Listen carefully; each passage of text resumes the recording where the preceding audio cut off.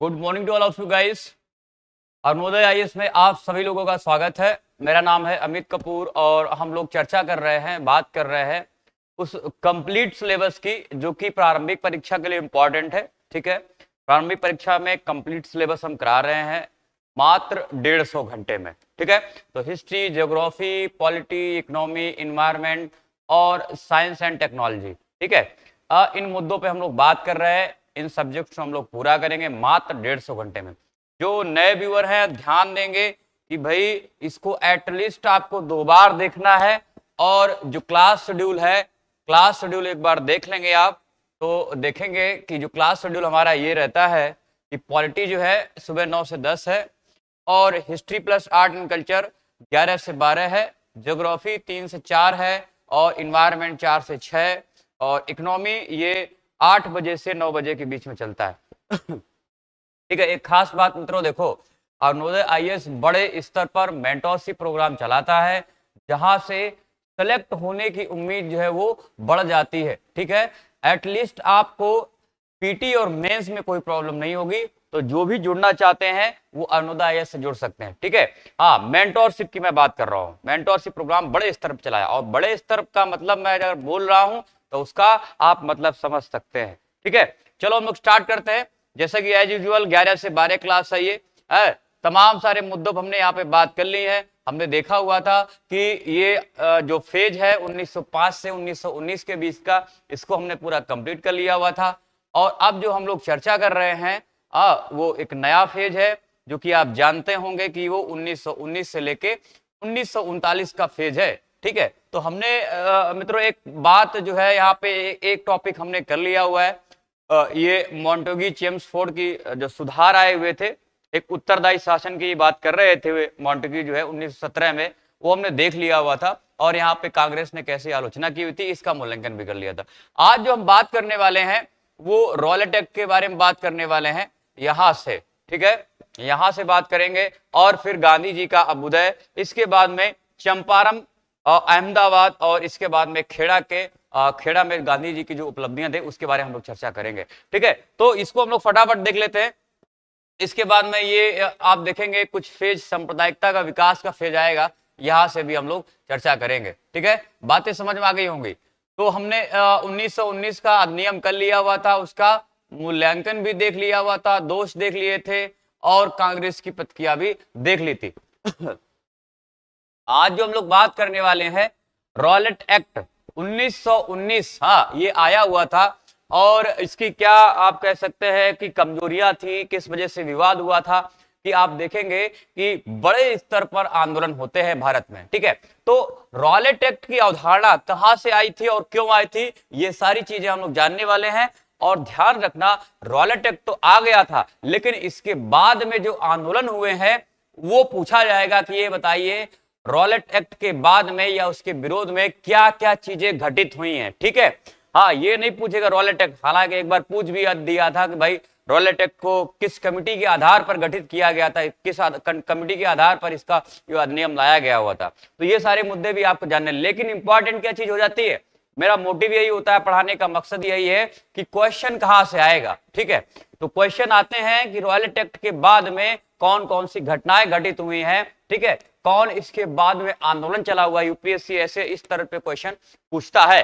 ठीक है, तो देखो भाई रॉलेट एक्ट ये 1919 में आया हुआ था और रॉलेट एक्ट जिसकी वजह से जलियांवाला बाग हत्याकांड हुआ और उस दौरान 1000 से भी ज्यादा लोगों की मृत्यु हुई थी। ठीक है, तो एक तो ये हमने देख लिया, जलियांवाला बाग कहां पे है भाई, अमृतसर में है। ठीक है, अमृतसर में है और इसकी वजह से रॉलेट एक्ट की वजह से जलियांवाला बाग हत्याकांड हुआ है। हाँ भाई हुआ है। ठीक है, इसके बाद में जितनी भी घटनाएं हुई हैं हम बारी बारी से पढ़ेंगे। सबसे पहले देख लो, यहाँ पे दिख रहा होगा स्क्रीन पे। ठीक है, रॉलेट एक्ट 1919 सिडनी रॉलेट की अध्यक्षता में इसको क्या बनाया गया था, हाँ बनाया गया था। ठीक है, सिडनी रॉलेट की अध्यक्षता में इसको बनाया गया हुआ था और देखेंगे आप भारत में क्रांतिकारियों के स्वरूप एवं प्रसार की जांच करना था।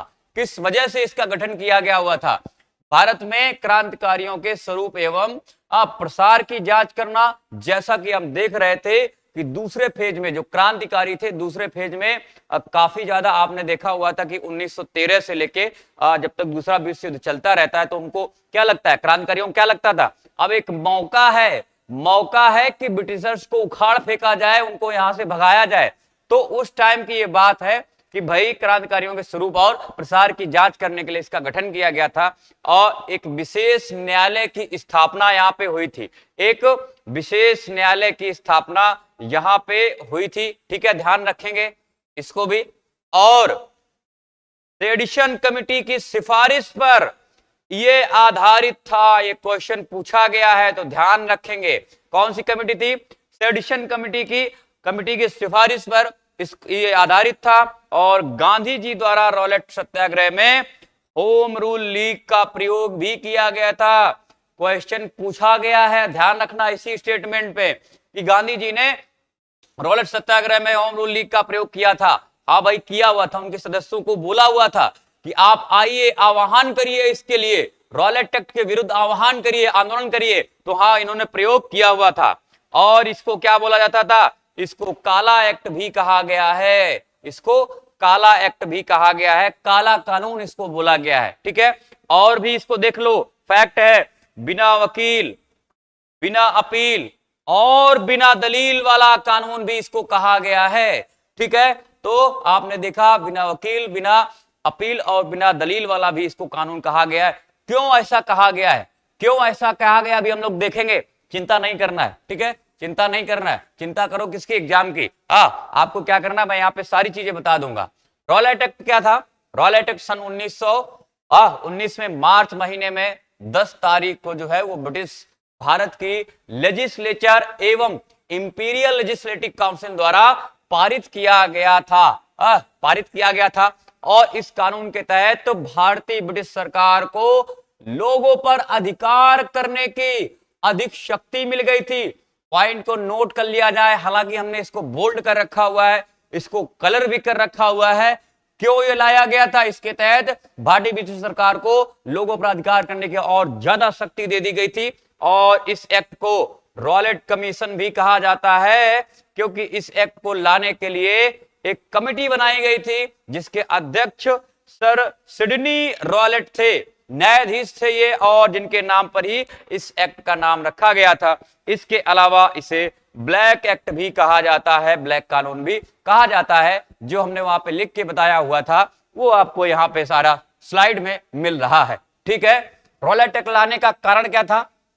जैसा कि हमने देखा हुआ था, अभी हम बता चुके कि क्रांतिकारी क्या सोच रहे थे, वही बातें यहाँ पे भी लिखी होंगी। देख लो एक बार, मैं पढ़ के बताता हूं। सन 1910 के दशक में यूरोप के अधिकतर देशों में प्रथम विश्व युद्ध हुआ था और इस युद्ध में ब्रिटेन की जीत हुई थी। और इस युद्ध में ब्रिटेन की जीत हासिल कर लेने के बाद उन्होंने भारत पर अधिकार जमाना शुरू कर दिया हुआ था, ठीक है, अधिकार जमाना शुरू कर दिया था। और उन्होंने सन 1918 में युद्ध समाप्त होने के बाद देश में उनके खिलाफ क्रांतिकारियों द्वारा की जा रही गतिविधियों एवं आंदोलनों को दबाने के लिए रॉलेट एक्ट कानून लाया गया हुआ था। हमने बताया हुआ था आपको कि क्रांतिकारी ये सोच रहे थे उस टाइम कि अब तो विश्व युद्ध आ गया है, अब इन पे क्या जोरदार प्रहार किया जाए और इनको खदेड़ दिया जाए भारत से, ठीक है। तो ऐसी गतिविधियों पर लगाम लगाने के लिए ब्रिटिश सरकार को और ज्यादा शक्तियां दे दी गई थी, ठीक है। तो यहां पे आप देखेंगे कि रॉलेट एक्ट कानून लाने का यहां पे फैसला किया जाता है ताकि कोई भी भारतीय ब्रिटिशों के खिलाफ आवाज ना उठा सके, ठीक है, कोई भी जो है ब्रिटिश के खिलाफ आवाज ना उठा सके। हालांकि ब्रिटिश सरकार का इस एक्ट को लागू करने का उद्देश्य क्या था? देश में होने वाली आतंकवादी गतिविधियों को समाप्त कर देश में शांति लाना, ठीक है, देश में शांति लाना। ऐसा तमाम सारे मुद्दे जो है वो यहाँ पे देखे जा रहे थे। बंगाल की बात करें या पंजाब की बात करें, ठीक है, मध्य प्रांत की बात करें, ठीक है, जितने भी एरिया देखेंगे उत्तर पश्चिम वाला एरिया और उत्तर पूर्व वाला एरिया, वहां पे आप देखेंगे बहुत बड़े पैमाने पर गतिविधियां हो रही थी, ठीक है।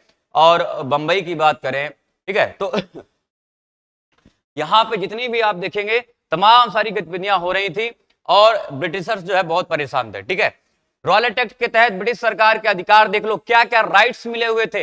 अब राइट्स जो मिले हुए हैं, ध्यान रखना, यही बड़े गंदे राइट्स हैं और इसी वजह से क्या इसका विरोध होता है, बहुत बड़े पैमाने पर विरोध होता है। फिर जलियांवाला हत्याकांड होता है, गांधी जी की एंट्री होती है और बड़े पैमाने पर गांधी जी जो है आंदोलन को लीड करने लगते हैं, एक बड़े करिश्माई नेता की तरह उभर के आते हैं। ठीक है, तो देखो इसके जो इसके अधिकार दिए गए थे, इस एक्ट के तहत ब्रिटिश सरकार को निम्न अधिकार मिल गए थे। कौन कौन से अधिकार मिले हैं एक बार देख लेते हैं। कौन कौन से अधिकार मिले हुए। सबसे पहले तो उन्हें यह अधिकार मिल गया था कि वे किसी भी ऐसे व्यक्ति को जो कि आतंकवादी, देशद्रोह और विद्रोह में शामिल होता है, जो कि आतंकवाद, विद्रोह, देशद्रोह में शामिल होता दिखे, उसको तुरंत ही क्या गिरफ्तार कर सकते थे, और वो भी बिना किसी वारंट के, केवल शक के आधार पर। अब आप समझ सकते हैं ना कैसी गतिविधियां हो रही है। एक तो भारतीयों ने साथ दिया हुआ था, तिलक जी ने खुद से साथ दिया हुआ था कि ठीक है कोई बात नहीं, हम आप सुधर गए हैं, हम आपको साथ देंगे। इसके बाद में भी आप इस तरह का व्यवहार कर रहे हैं, रॉलेट एक्ट ला रहे हैं 1919 का, और शक के बिहाफ पे आप क्या कर रहे हैं, बिना वारंट के गिरफ्तार कर रहे हैं। तो ये आपने जो बोला हुआ था कि नहीं हम उत्तरदायी शासन ला रहे हैं, कहां आपका उत्तरदायी शासन है।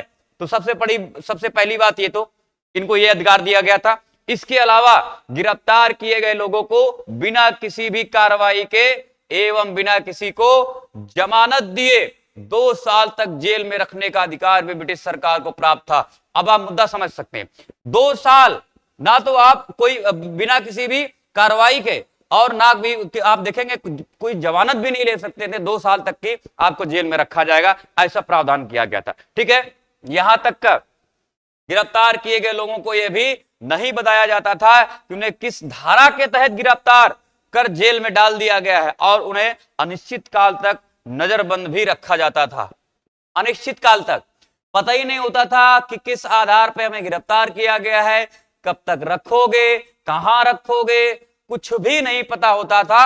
और आगे देखेंगे कि इसके साथ ही भारतीयों को यह अधिकार भी नहीं दिया गया था कि वो अपने पक्ष में कुछ बोल सकें, वकील भी नहीं कर सकते थे। इसी वजह से इसको क्या कहा जाता है, इसी वजह से हमने देखा हुआ है, इसको क्या कहा जा रहा है, इसको बिना वकील, बिना अपील और बिना दलील, ना तो आप कोई दलील दे सकते हैं और ना ही कोई वकील कर सकते हैं और ना ही कोई अपील कर सकते हैं सरकार से। ठीक है, ना ही कोई अपील कर सकते हैं। तो आप मुद्दा समझ गए होंगे कि इसी वजह से इसको क्या बोला जा रहा है, इसी वजह से इसको काला कानून बोला जा रहा है, रॉलेट एक्ट को काला कानून बोला जा रहा है। ठीक है, तो कुछ भी बोलने का भी अधिकार, अपने पक्ष में बोलने का भी अधिकार नहीं दिया गया था। तो ये मुद्दे थे। और आगे देखते हैं, ब्रिटिश सरकार को यह भी अधिकार प्राप्त हुआ था कि उन्होंने पुलिस को, प्रेस को अधिक सख्ती से नियंत्रित करने की शक्ति दे दी थी। पुलिस को दे दिया था डंडा मार के सही करो प्रेस को। प्रेस जो है, मीडिया जो है, जो अखबार सब छापते हैं, उनको क्या करो, डंडा मार के सही करो। तो ऐसे भी अधिकार किसको, पुलिस को दे दिए गए थे। और जेल में डाले गए दोषियों को अपने अच्छे व्यवहार को सुनिश्चित करने के लिए सिक्योरिटीज को जमा करने के बाद ही रिहा किया जाता था कि आप अच्छा व्यवहार करिए और पैसा दीजिए हमको, सिक्योरिटी मनी, कि भाई अब आप ऐसा व्यवहार नहीं करोगे, तोड़फोड़ नहीं करोगे, अगर तोड़फोड़ करोगे तो हमें सिक्योरिटी पहले दे दो, हाँ इसके बाद ही आपको छोड़ेंगे। ठीक है, तो ये सारे मुद्दे यहां पे आपको देखने को मिलेंगे। और भारतीयों को राजनीतिक, धार्मिक और शैक्षणिक गतिविधियों में हिस्सा लेने पर भी क्या प्रतिबंध लगा दिए गए थे। पॉइंट को नोट कर लिया जाए, थोड़ा सा अलग मुद्दा आपको दिखेगा, और जहां पे अलग मुद्दा दिखेगा तो वहां पर आप लिख लिया करिए कि पीटी में पूछा जा सकता है। तो अब देखेंगे कि भारतीयों को राजनीतिक, धार्मिक और शैक्षणिक गतिविधियों में हिस्सा लेने पर भी प्रतिबंध लगा दिया गया था इसी रॉलेट एक्ट के तहत, 1919 के रॉलेट एक्ट के तहत। ठीक है, तो ये तमाम सारे मुद्दे थे यहां पे। ठीक है, अब देखते हैं भारतीयों द्वारा विरोध कैसे कैसे किया जा रहा है रॉलेट एक्ट का। ठीक है, तो यहां से हम लोग शुरू करते हैं रॉलेट एक्ट का भारतीयों द्वारा किया गया विरोध। ठीक है, कैसे कैसे देख लो। इस एक्ट का भारतीयों द्वारा विरोध किया गया था क्योंकि उनका मानना था कि ब्रिटिश सरकार द्वारा उनके ऊपर यह कानून लागू करना अन्याय है और इस कानून के साथ भारतीय जनता काफी गुस्से में है और उनकी ब्रिटिश सरकार से नाराजगी पहले की तुलना में और भी अधिक बढ़ गई। ओबीएस की बात है, बढ़ेगी। आपने 2 साल तक तो डिसाइड कर रखा है, लेकिन अनिश्चित काल तक भी नजरबंद किया जा सकता था। आप अपना वकील नहीं कर सकते थे, आप दलील नहीं दे सकते, आप अपील नहीं कर सकते थे। हाँ, इसलिए इसको काला कानून बोला गया हुआ था। तो लाजमी है कि गुस्सा ज्यादा बढ़ जाएगा। और इस एक्ट का विरोध करने वालों में प्रमुख थे मजरुल हक, मदन मोहन मालवीय और मोहम्मद अली जिन्ना जैसे स्वतंत्रता कार्यकर्ता एवं नेता शामिल हुए थे। ठीक है, तो यहां पे आप देखेंगे चोटी के नेता जो है वो यहां पे इसका विरोध कर रहे हैं। ठीक है, और इन सभी ने अपने बाकी भारतीय सहयोगियों के साथ मिलकर इस एक्ट के खिलाफ सर्वसम्मति से मतदान करने के बाद काउंसिल से इस्तीफा देने का फैसला किया हुआ था। ठीक है, तो मेन आप ध्यान रखेंगे कि इसके विरोध में किसने किसने इस्तीफा दिया हुआ था। तो मजरुल हक, मदन मोहन मौलवी और मोहम्मद अली जिन्ना है यहां पे, जो कि मतदान करने बाद काउंसिल से इस्तीफा देने का फैसला किया हुआ था। ठीक है, तो ये है। और आगे देखते हैं, गांधी जी द्वारा भी विरोध किया गया था। गांधी जी की उपस्थिति हम लोग पढ़ेंगे, गांधी जी की उपस्थिति हम लोग पढ़ेंगे, ध्यान से पढ़ेंगे। ठीक है, हालांकि वो लखनऊ अधिवेशन में शामिल होने के बाद में ही राजनीति में आते हैं, उतरते हैं भारतीय राजनीति में। ठीक है, इससे पहले वो एक बार और कांग्रेस से मिले थे जाके, जब वो दक्षिण अफ्रीका में थे, उसके पहले एक बार आए हुए थे, तो वो भी शामिल हुए थे, शायद कलकत्ता में शामिल हुए थे, मुझे इतना नहीं याद है।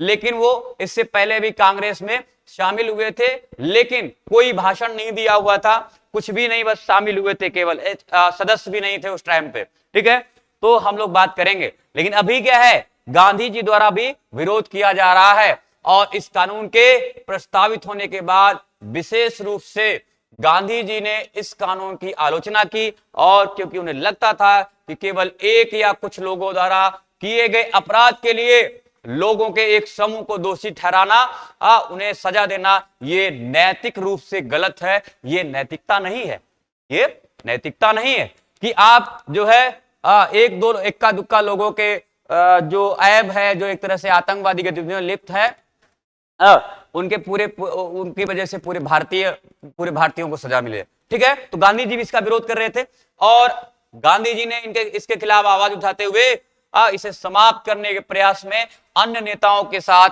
मिलकर 6 अप्रैल को हड़ताल का आयोजन किया हुआ था। कब किया हुआ है?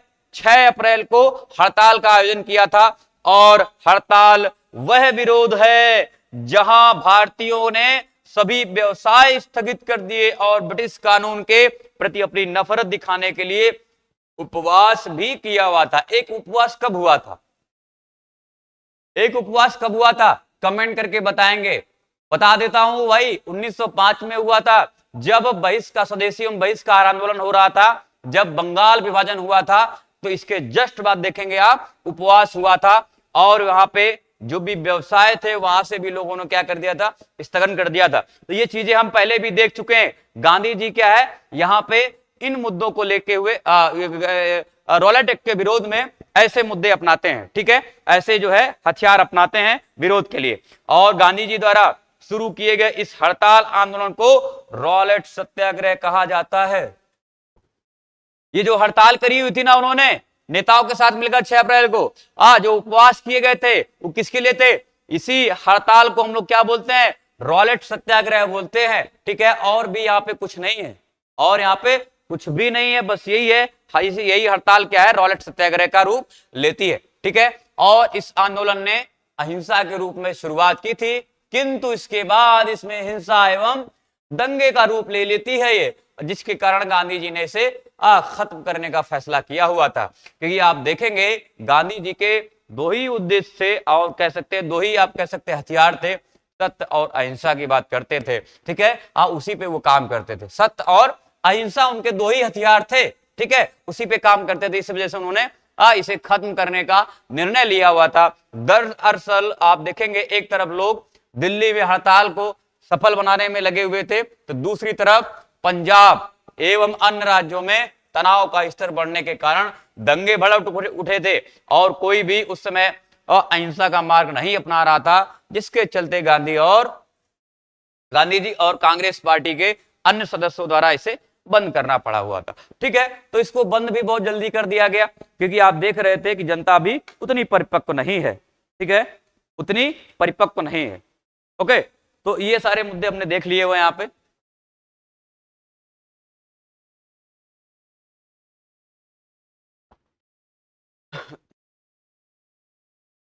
ठीक है, चलो, तो ये हमने रॉलेट एक्ट देख लिया है। अभी इससे जुड़े और भी मुद्दे हैं, रॉलेट एक्ट से जुड़े और भी मुद्दे हैं जो कि अभी हम पढ़ने वाले हैं। सबसे पहले हम देखेंगे गांधी जी का अभ्युदय कैसे कैसे हो रहा है। ठीक है, तो गांधी जी का पूरा नाम मोहनदास करमचंद गांधी। ठीक है, जन्मदिन का है 2 अक्टूबर 1869 और जन्म स्थान क्या है, पोरबंदर गुजरात है। पिता करमचंद गांधी, माता पुतलीबाई है और पत्नी जो है वो कस्तूरबा जी। ठीक है, तो यहां से बात करेंगे गांधी जी का साउथ अफ्रीका सफर। केवल सुन लेना, ये बहुत इंपॉर्टेंट नहीं भाई, यूपीएससी में ध्यान रखना, वनडे एग्जाम वाले और पीसीएस वाले उनके लिए इंपॉर्टेंट है, इस वजह मुझे बताना पड़ रहा है। ठीक है, क्योंकि मैंने बोला हुआ था कि इवन वनडे एग्जाम या पीसीएस आप जब भी देंगे जाते हैं तो मैं उसके लिए भी पूरा कंप्लीट सिलेबस कराऊंगा आपको। ठीक है, तो केवल एक बार देख लेना, यूपीएससी में नहीं पूछा जाता है, मेंस में कभी पूछा जाता है तो आप वो सारी चीजें देख लेना। ठीक है, चलो, तो ये साउथ अफ्रीका का सफर कैसे, कुछ समय तक भारत में एक लॉयर के रूप में संघर्ष करने के बाद, मुद्दे पर ध्यान देना भाई यूपीएससी वाले बस एक बार सुन लेना, ये है नहीं हम लोग पीसीएस के लिए कर रहे हैं यहाँ पे और अदर एग्जाम के लिए। ठीक है, पीसीएस के लिए अदर एग्जाम के लिए, तो एक बार पढ़ के मैं बता देता हूं फटाफट। लॉयर के रूप में संघर्ष करने के बाद साउथ अफ्रीका में उन्हें लीगल सर्विस का 1 साल का कॉन्ट्रैक्ट मिला हुआ था और इस कारण वो अप्रैल 1893 में South African state of Natal के डरबन के लिए रवाना हुए थे। कहां गए थे वो, डरबन गए थे सबसे पहले। ठीक है, और वहां उन्होंने रंग भेद का सामना करना पड़ा हुआ था, काले घोरे का भेद वहां पे बहुत ज्यादा था। ठीक है, तो रंग भेद का सामना करना पड़ा। डरबन के कोर्ट रूम में उन्हें अपनी पगड़ी हटाने को कहा गया और जिससे उन्होंने मना कर दिया और उन्होंने कोर्ट रूम छोड़ दिया हुआ था। और नेटल एडवर्टाइजर ने उनका जो प्रिंट है शायद कोई अखबार में मजाक बनाया गया था, तो यहाँ पे एक ध्यान रखना, नेटल एडवर्टाइजर एक अखबार था जिसमें उनका मजाक बनाया गया था और लिखा क्या था उसमें, एन अनवेलकम विजिटर, ये गांधी जी के लिखा हुआ था। ठीक है, और 7 जून 1893 को ट्रेन ट्रिप के दौरान उनके जीवन में एक घटना घटी और जिससे उनकी पूरी जिंदगी बदल गई। ठीक है, उनकी जिंदगी बदल गई। ठीक है, एक तरह से कहानी टाइप की है, देखो बहुत एक आपको इंस्पायर भी करेगी बहुत ज्यादा। ठीक है, आप इससे बहुत इंस्पायर्ड हो सकते हैं कि कैसे कैसे वो प्रिटोरिया जा रहे थे और तभी एक अंग्रेज ने कहां पे भाई प्रिटोरिया, ये हम साउथ अफ्रीका की बात कर रहे हैं। जो लोग नहीं भी जानते होंगे उनको भी पता होगा भाई गांधी जी साउथ अफ्रीका गए थे, काफी दिन तक वहीं रहते और वहीं पे उन्होंने अपनी प्रैक्टिस स्टार्ट करी हुई थी। ठीक है, वकालत करने की। तो तभी एक अंग्रेज ने उन्हें फर्स्ट क्लास के रेलवे कंपार्टमेंट बैठने पर आपत्ति जताई और जबकि उनके पास टिकट भी थी और उन्होंने ट्रेन से उतरने से मना कर दिया। उन्होंने देख लो, पीटर मार्टिजबर्ग, ध्यान रखना इस नाम को, इसलिए उन्हें पीटर मार्टिजबर्ग स्टेशन पर ट्रेन से नीचे फेंक दिया गया। वो कौन सा स्टेशन है, पीटर मार्टिजबर्ग है। ठीक है, और उनका यह अपमान उन्हें अंदर तक प्रभावित कर गया और उन्होंने खुद को इस रंगभेद के विरुद्ध लड़ने के लिए तैयार किया और उन्हें उस रात यह प्रतिज्ञा की कि वो इस समस्या को जड़ से समाप्त कर देंगे। और इस तरह उस रात एक सामान्य आदमी से महानायक गांधी का जन्म होता है। तो ये घटना आप कह सकते हैं, ये जो घटनाएं हैं इसको ध्यान रखना। पहले वो कहाँ जाते हैं, पहले वो डरबन जाते हैं, फिर प्रिटोरिया, फिर इसके बाद में पीटर मार्टिजबर्ग जाते हैं। ठीक है, तो ऐसे ऐसे जो है वो उनका सफर चल रहा है। गांधी जी ने रंगभेद से लड़ने के लिए ही 1894 में नेटल इंडियन कांग्रेस की स्थापना की है। अब यहां से यूपीएससी के मुद्दे आ रहे हैं, ध्यान रखना। आपसे सीरीज पूछ देगा कि कैसे कैसे उन्होंने क्या क्या स्थापना करी हुई है, किसका किसका गठन किया हुआ है। ठीक है, तो ये ध्यान रखना। तो सबसे पहला 1894 में ही क्या, एक साल बाद ही, पहुंचने के एक साल बाद ही नेशनल इंडियन कांग्रेस की स्थापना करते हैं वो।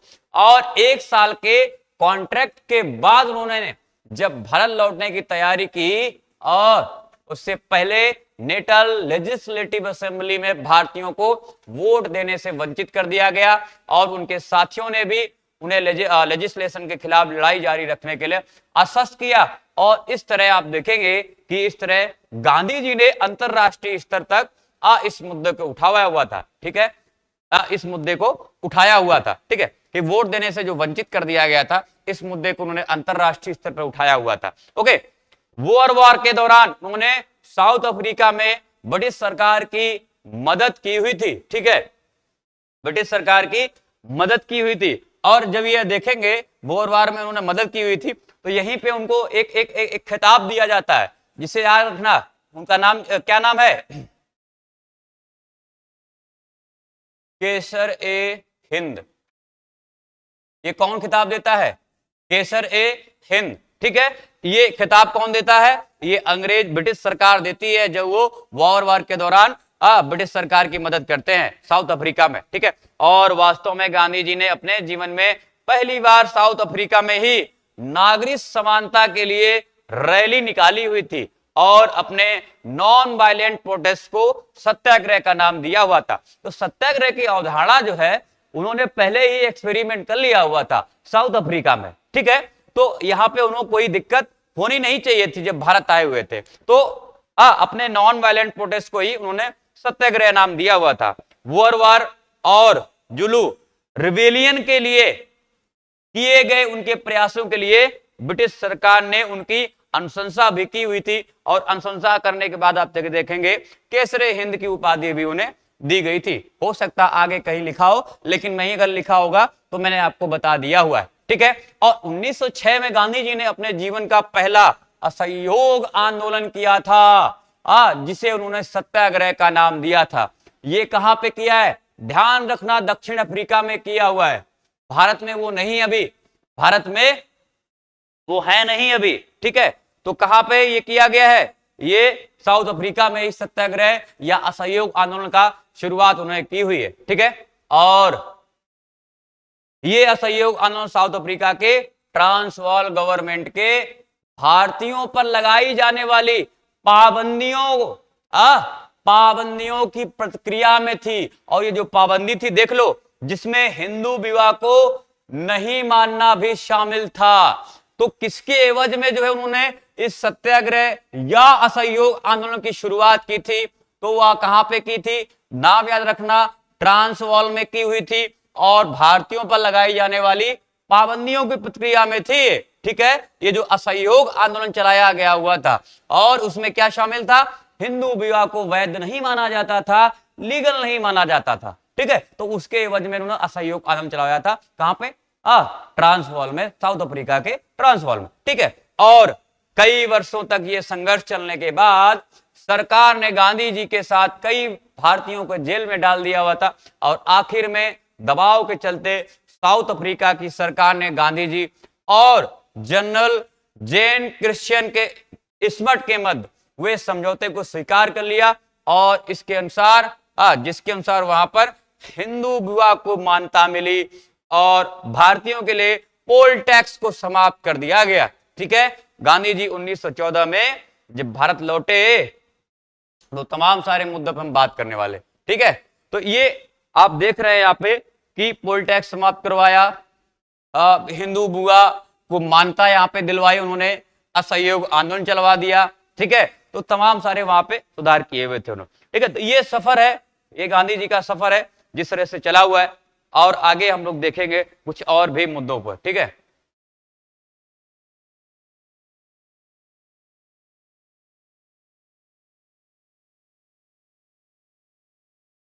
चलो देख लेते हैं भाई,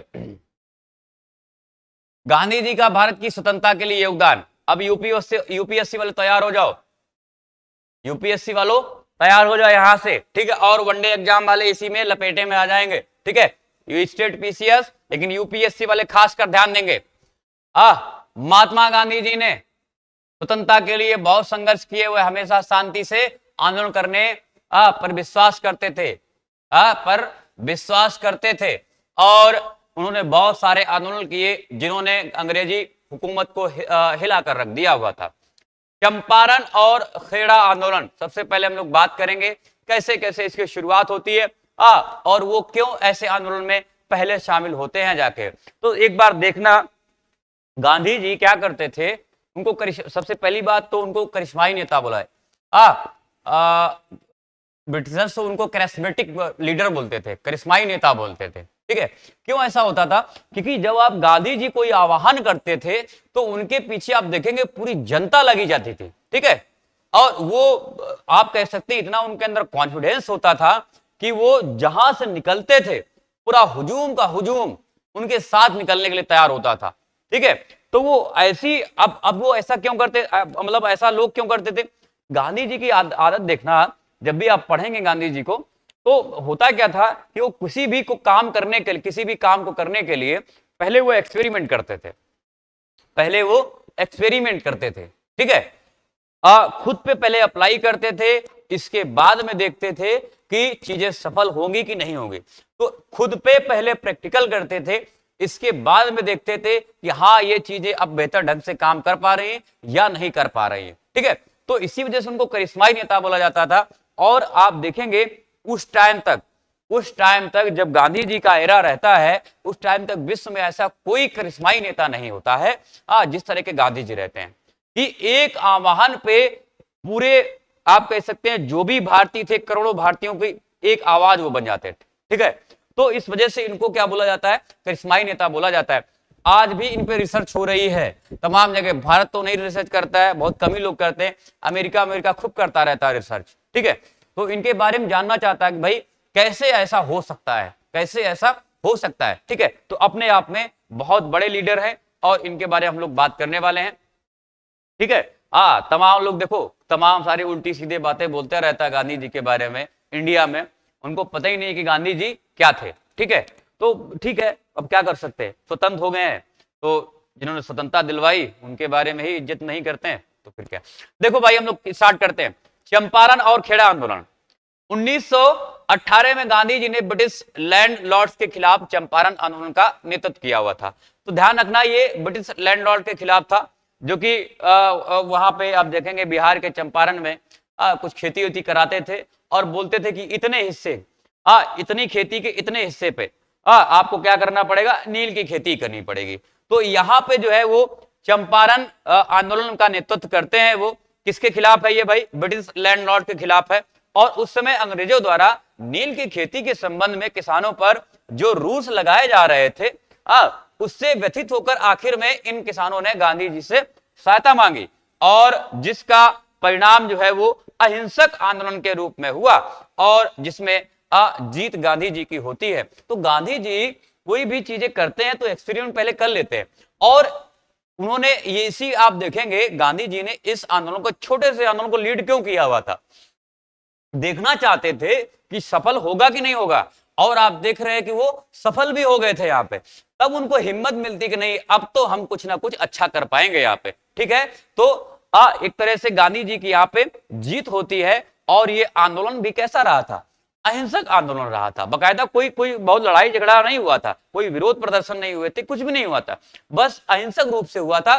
तब गांधी जी को यकीन हो गया था नहीं, हम यहाँ पे रिफॉर्म्स कर सकते हैं, बड़े स्तर पर रिफॉर्म कर सकते हैं और हम अंग्रेजों को भारत से बाहर खदेड़ सकते हैं। ठीक है, लेकिन अहिंसक तरीके से। तो यहाँ पे उनकी जीत होती है। कहां पे? चंपारण में। ये 1918 की बात है।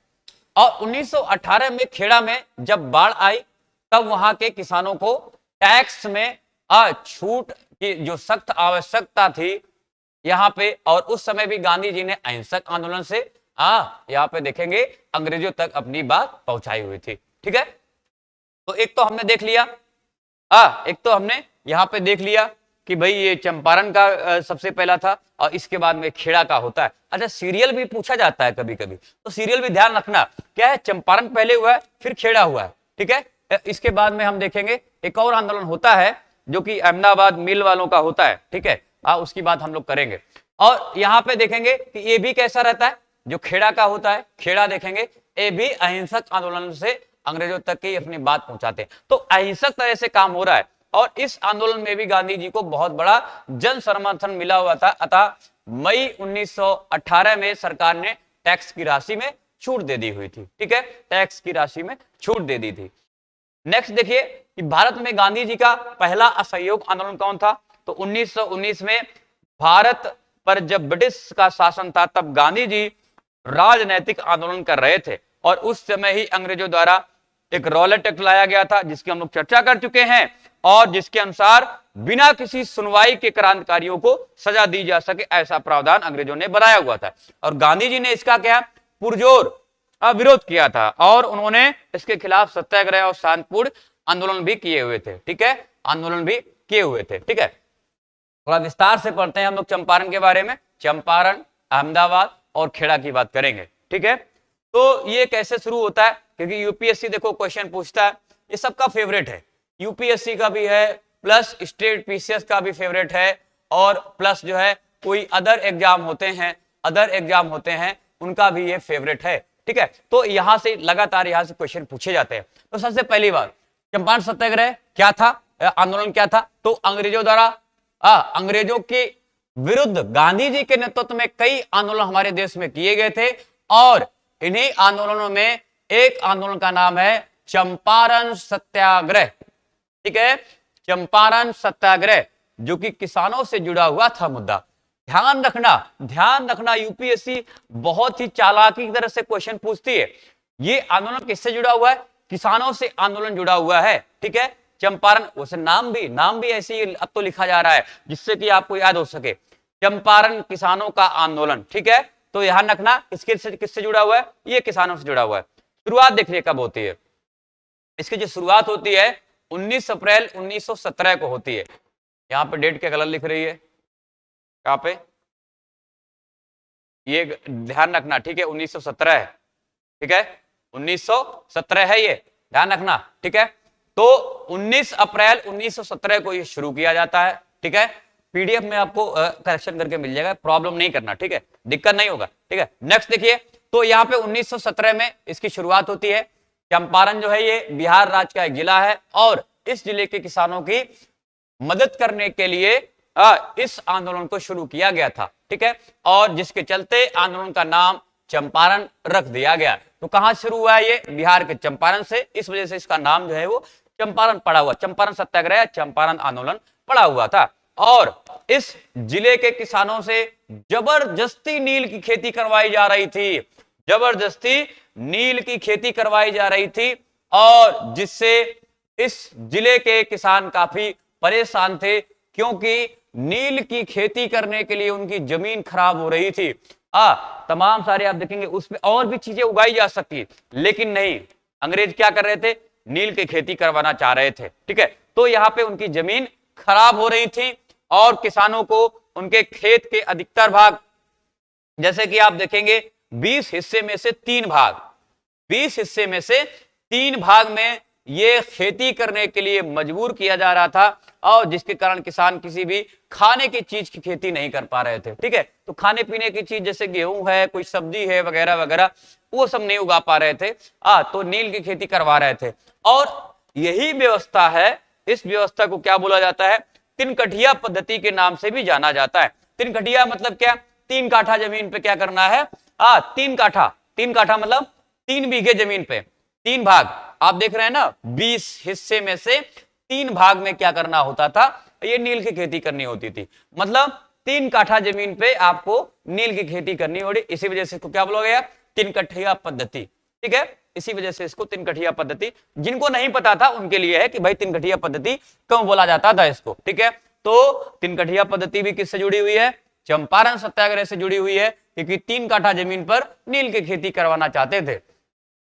आंदोलन का नाम फिर से देख लो, रिवाइंड कर लो, चंपारण कब शुरू हुआ है, 19 अप्रैल साल 1917, कब तक चला, करीब 1 साल तक चला हुआ था। कहां किया गया था यह आंदोलन, ये चंपारण जिला बिहार में किया गया था। किस लिए किया गया था, ये किसानों के हक के लिए किया गया था और इसके नेतृत्व में, किसके नेतृत्व में किया गया था, ये महात्मा गांधी के नेतृत्व में किया गया था।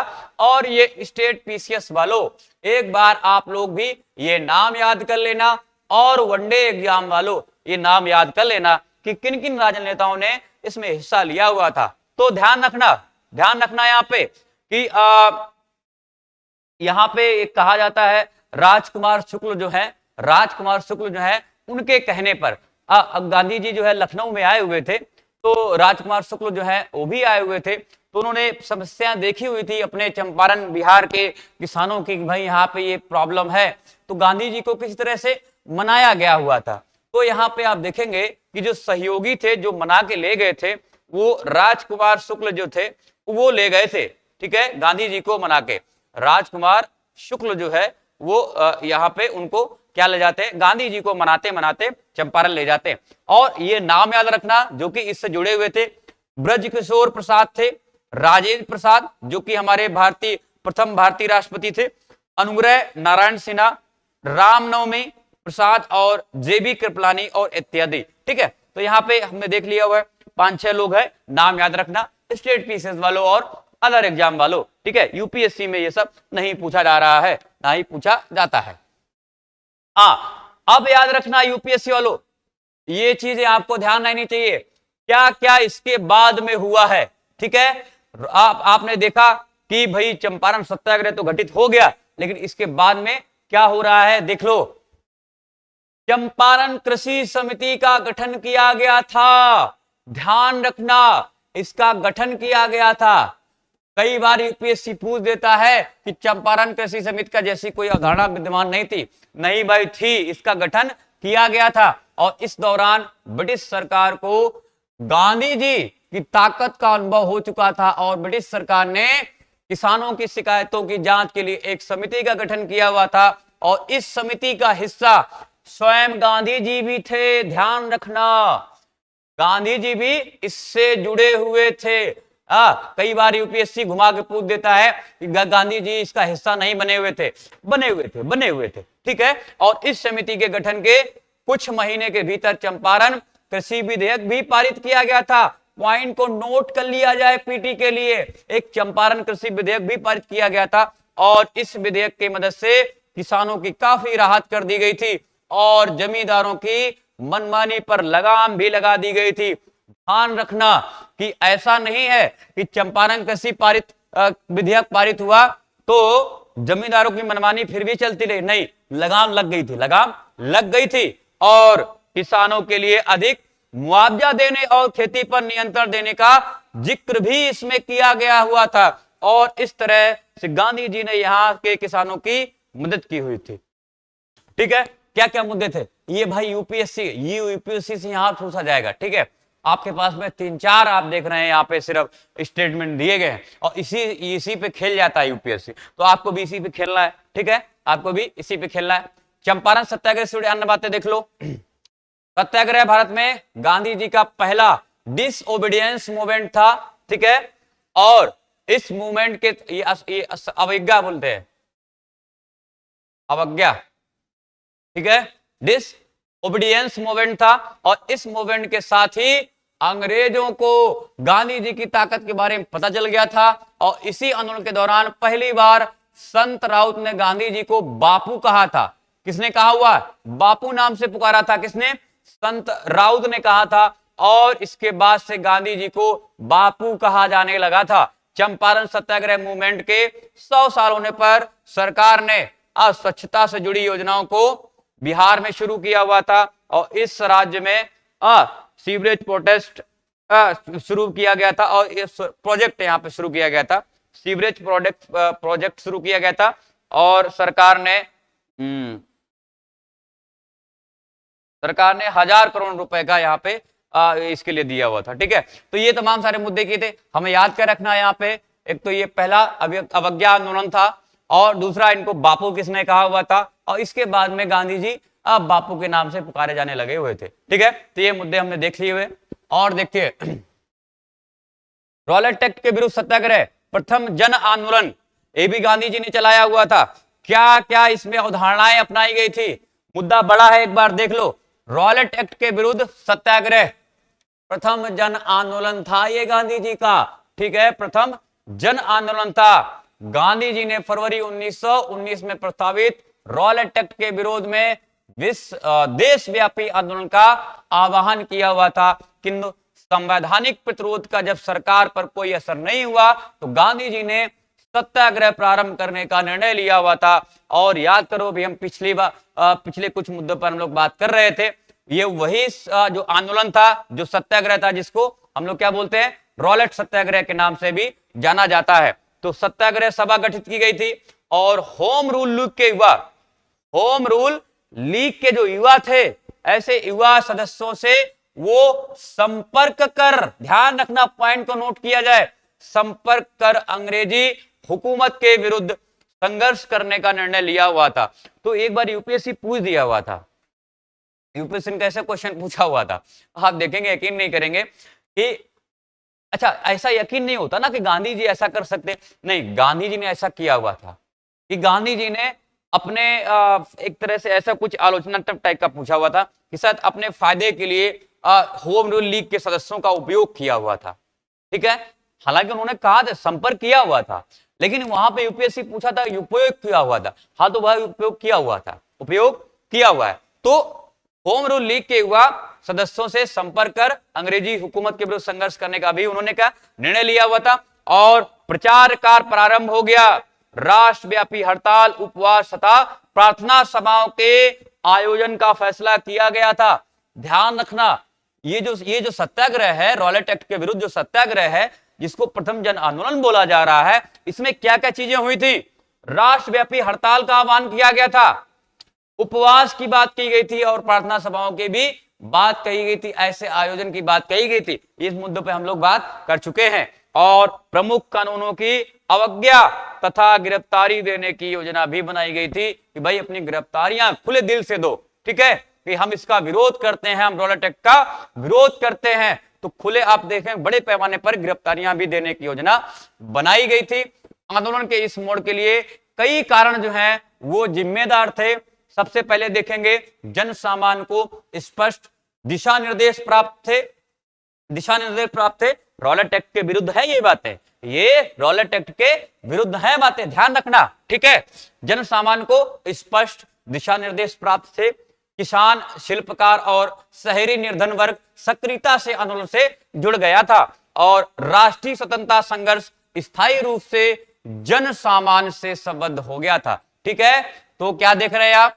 और आगे देखेंगे, सत्याग्रह प्रारंभ करने के लिए 6 अप्रैल को ही तारीख तय की गई थी। गलतफहमी के कारण सत्याग्रह प्रारंभ होने से पहले ही आंदोलन से हिंसक रूप धारण कर लिया हुआ था। कोलकाता, बंबई और दिल्ली, अहमदाबाद बड़े पैमाने पर हिंसा से ग्रसित थे और पंजाब में हिंसात्मक प्रतिरोध जो है वो प्रारंभ हो गया था। परिस्थिति अत्यंत विस्फोटक हो गई थी और गांधी जी पंजाब जाकर यथास्थिति संभालने के लिए रवाना हुए थे, परंतु उनको बंबई भेज दिया गया था। तो पंजाब जो है उनको नहीं आने दिया गया था, उनको बंबई भेज दिया गया था। तो ये तमाम सारे मुद्दे हमने देखे हुए कि कैसे कैसे जो है ये प्रारंभ होता है रॉलेट एक्ट और इसके बाद में कैसे कैसे चीजें हो रही हैं।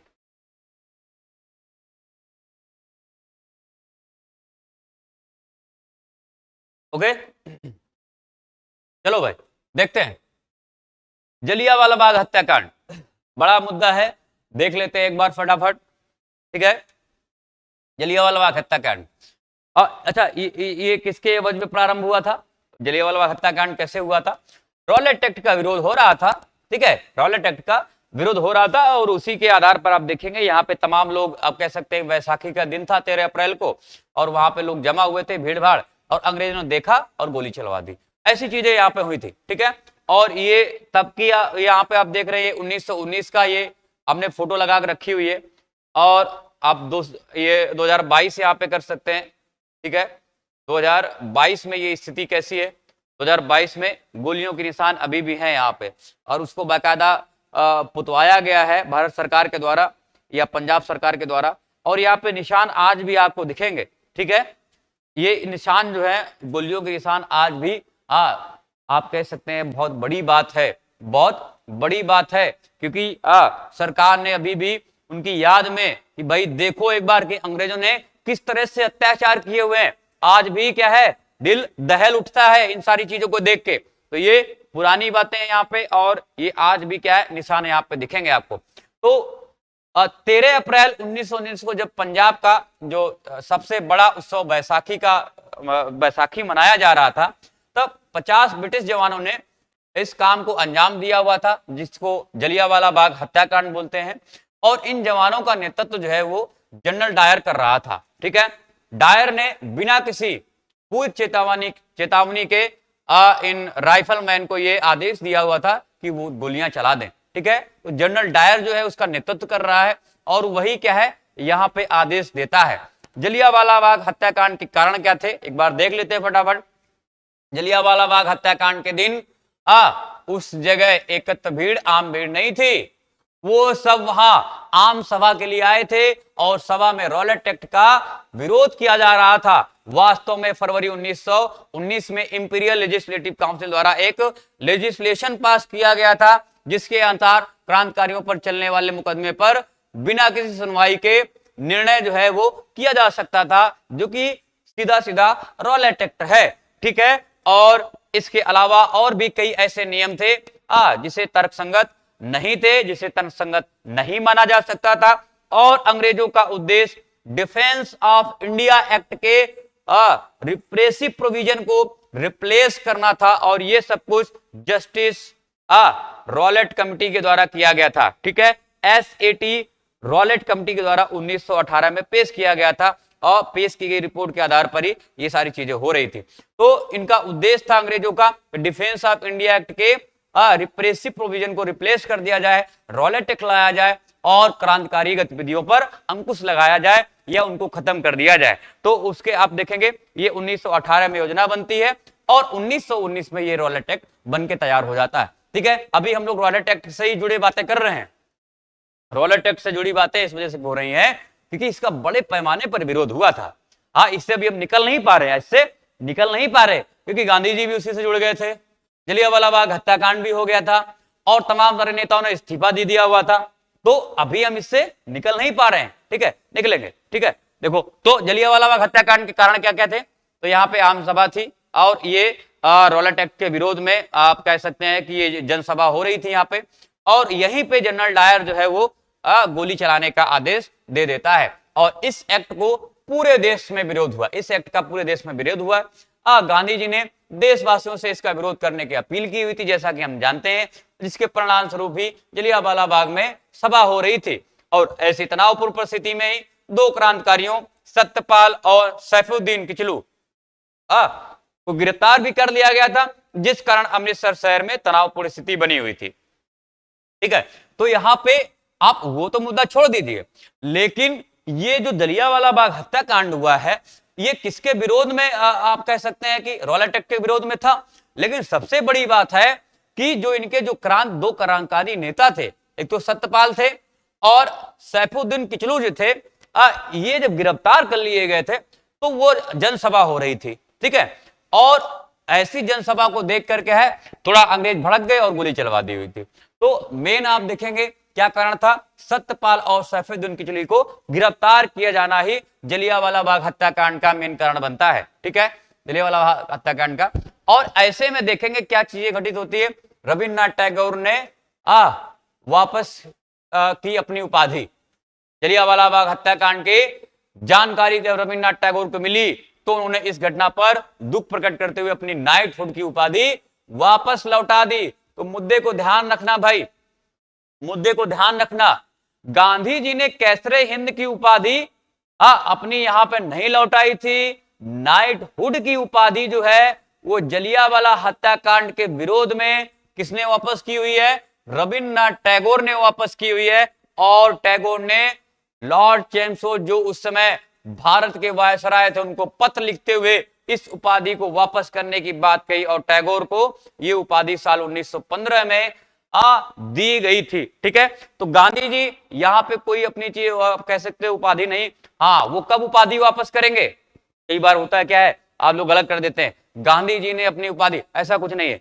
रविन्द्रनाथ टैगोर ने वो भी किसके एवज में, जलियांवाला बाग हत्याकांड के एवज में अपनी नाइटहुड की उपाधि दी थी, रॉलेट एक्ट के विरोध में नहीं दिया है। ठीक है, रॉलेट एक्ट के विरोध में रविन्द्रनाथ टैगोर ने अपनी उपाधि वापस नहीं की थी, किसके विरोध में किया हुआ था, जलियांवाला हत्याकांड के विरोध में ये वापस की हुई थी। ठीक है, जलियांवाला हत्याकांड के लिए कमेटी भी बनाई गई थी। देख लो एक बार, जलियांवाला बाग को लेकर साल 1919 में एक कमेटी का गठन किया गया था और इस कमेटी का अध्यक्ष जो है वो लॉर्ड विलियम हंटर को बनाया गया था। इसका नाम याद रखना, लॉर्ड विलियम हंटर नाम है, जो कि इस कमेटी का क्या है, अध्यक्ष था। और हंटर कमेटी नामक इस कमेटी की स्थापना जलियांवाला बाग सहित देश में हुई कई अन्य घटनाओं की भी जांच करने के लिए की गई थी। तो ध्यान रखना, ये कभी पूछा जा सकता है कि क्या सिर्फ जलियांवाला बाग हत्याकांड के लिए बनाई गई थी? नहीं, और भी तमाम सारी घटनाएं जिसमें जो घटित हुई है उनकी भी जांच करने के लिए इस समिति का गठन किया गया था।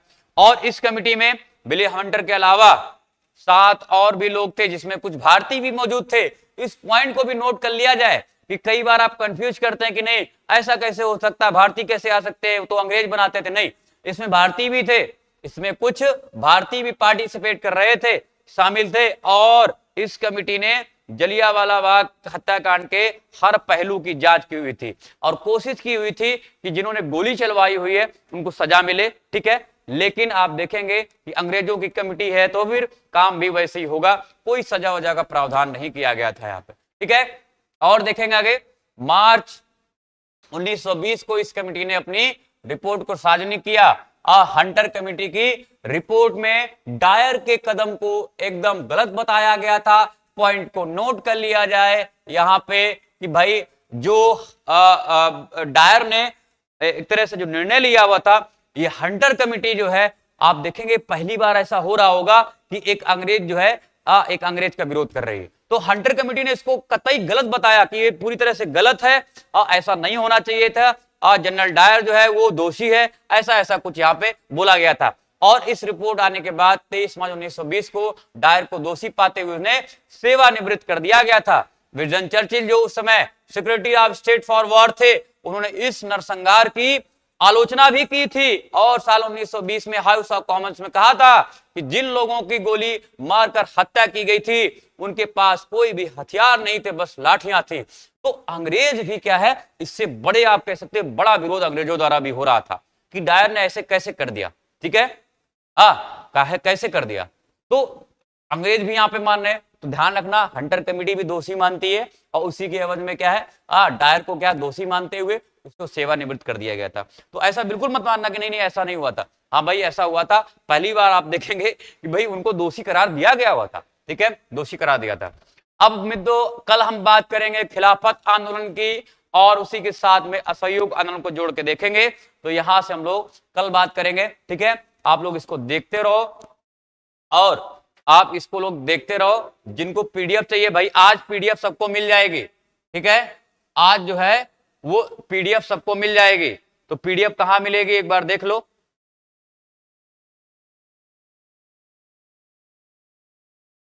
पीडीएफ जो है ये अरुणोदय आईएएस की टेलीग्राम चैनल पे मिल जाएगी। अरुणोदय आईएएस ऑफिशियल पे ये क्या है, ये एक तरह से यहां से हम पीडीएफ डाल देंगे, यहां पे हम पीडीएफ डाल देंगे तो आप लोग यहां से रिसीव करेंगे। कोई डाउट होगा तो आप इस नंबर पे फोन करेंगे, ठीक है।